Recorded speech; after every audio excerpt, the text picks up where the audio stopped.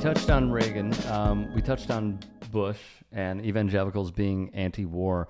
There's a really important family in evangelical circles, and it is the owners of Hobby Lobby.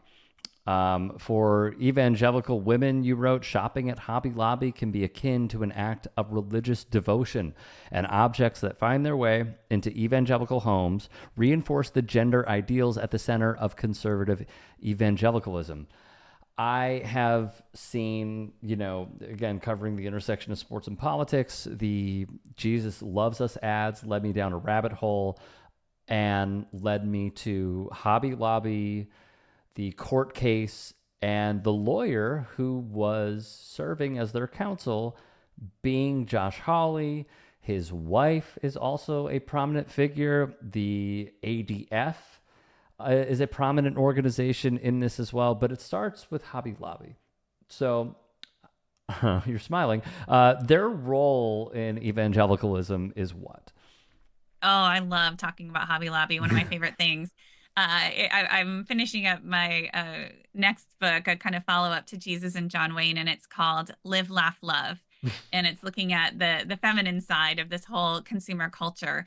And, one of the points I make in Jesus and John Wayne is that to really understand conservative evangelicalism and right wing politics, we have to look beyond just institutions and denominations and leaders.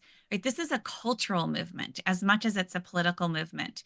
And there's this massive consumer culture within evangelicalism that structures evangelicalism. Evangelicalism, we have to see as really a series of networks and alliances and a consumer culture.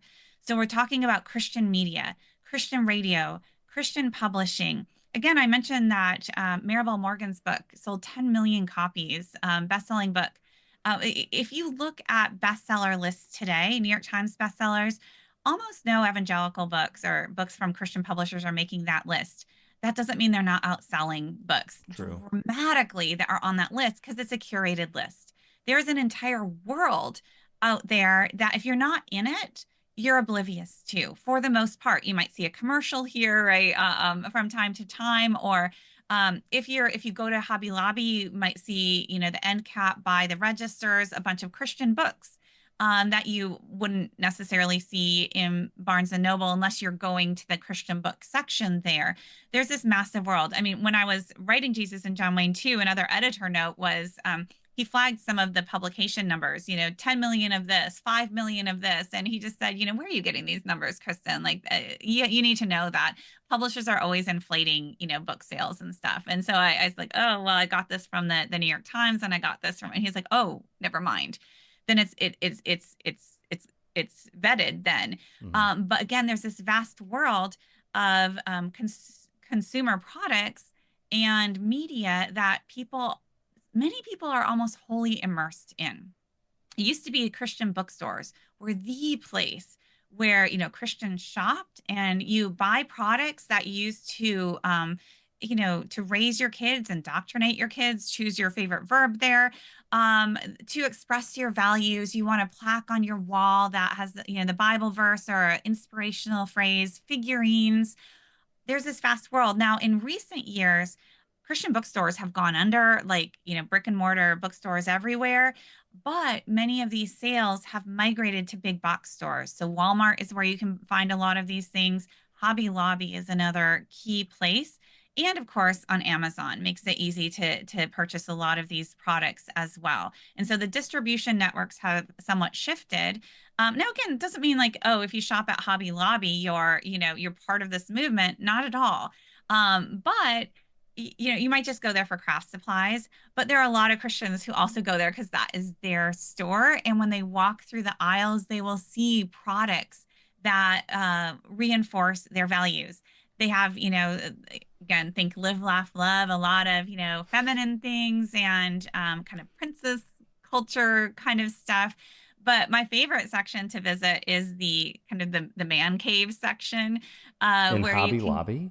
Oh my gosh, yes. You need to do your research here. Go to Hobby Okay. Lobby. I actually wrote a piece in the Daily Beast a couple of years back on this. It was very much fun. I had all the pictures, so you can see some of the pictures there Mm-hmm. of yes, John Wayne plaques, and they have kind of fake revolvers that you can, hang up, and lots of gun culture and a lot of police culture.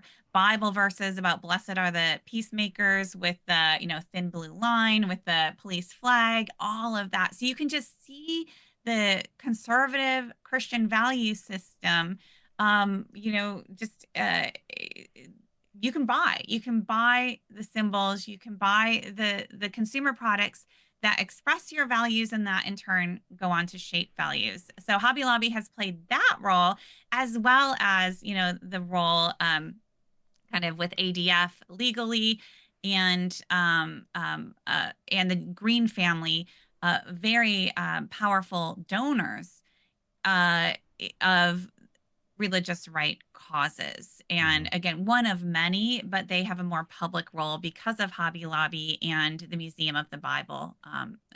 They're just this great example. It's funny hearing this description of a man cave, because my dream man cave is 3 televisions. And look, I've told you I'm a sports nut. So 3 televisions on football Sunday. I've practically given up alcohol at this point, but having just like good chairs, good food, and having a man cave that's centered around sports, but hearing the Hobby Lobby. You need the wall decor.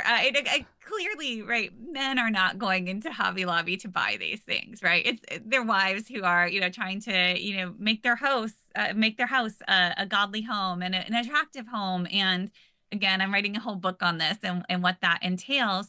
And there's nothing like completely unique about this, right? We all, I have a certain decor in my home. I like to get nice things, but if you're in Christian spaces, you'll recognize some of these trends. And there are places that Christians shop, and there are values that they hold dear, that they represent, and the books that they buy and the products that they bring into the house and where they shop. This is all part of it's a total kind of worldview, and it's a total life system. And in conservative evangelical spaces, and this is not true for all, but there are many who are kind of live inside that bubble. They will listen to Christian radio, especially Christian women, hours on end every single day. They will go to an evangelical church. They will go there on Sundays, and then they will go there again on Wednesdays, and their kids will be in youth group there. And their friend circles are in their small group, right, that they meet another time during the week. And their entire social circle is a part of that. Many, certainly not all or the majority, but many will homeschool their kids or look for Christian schools. So again, you're looking at these folks are living as part of the larger society, but not really interacting as much, right? Living in their enclaves. So then it's easy for them to kind of hear things about other Americans or about liberals or about the gay agenda or so, right? And take it to heart, because they don't have the same kind of, frequent human daily interactions with people who hold very different values or who are very different from them, to realize, oh, they're actually really great people as well. Mm-hmm. On the decor front, I must say, I will not be getting one of those plaques. My wife is a professional interior designer, so we are A-okay on that front. Hard sell for this family.